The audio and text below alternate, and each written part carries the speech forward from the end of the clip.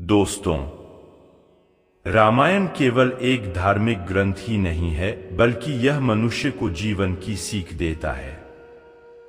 रामायण में जहां भगवान राम को पुरुषोत्तम कहा गया है, तो वही मां सीता की पवित्रता दर्शाई गई है।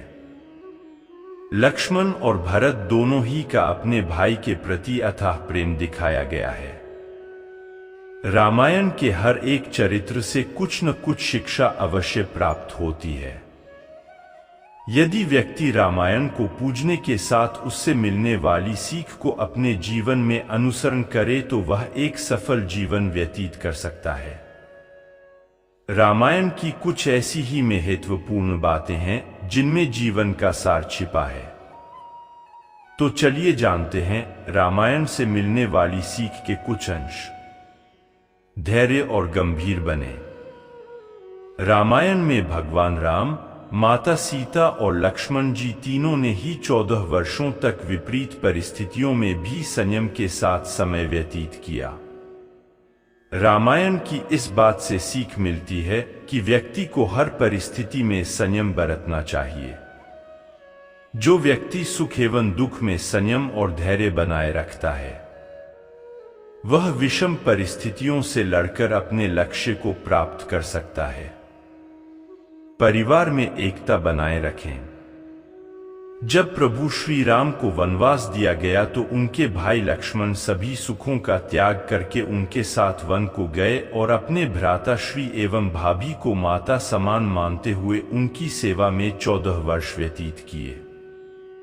तो वहीं भरत ने भगवान राम की खड़ाऊ को सिंहासन पर रखकर उनको शासक मानते हुए राजकाज संभाला।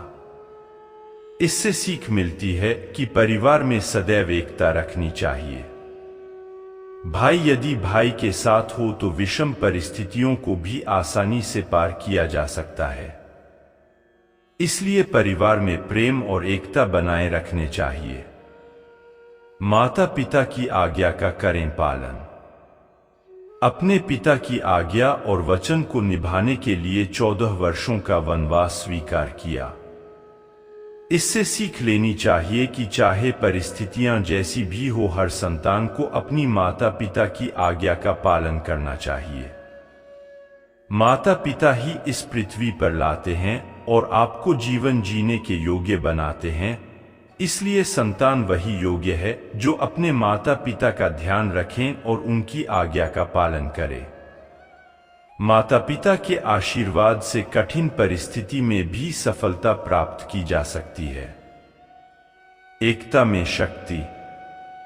जब रावण ने माता सीता का हरण किया तो राम जी उस समय अपना आत्मविश्वास नहीं डगमगाने दिया। उन्होंने सभी को एकत्रित करके समुद्र पर सेतु की निर्माण किया और रावण का वध करके माता सीता को वापस लाए। इससे सीख मिलती है कि यदि योजना बनाकर एकता के साथ कार्य किया जाए तो कठिन से कठिन कार्य भी पूरा किया जा सकता है और लक्ष्य की प्राप्ति की जा सकती है।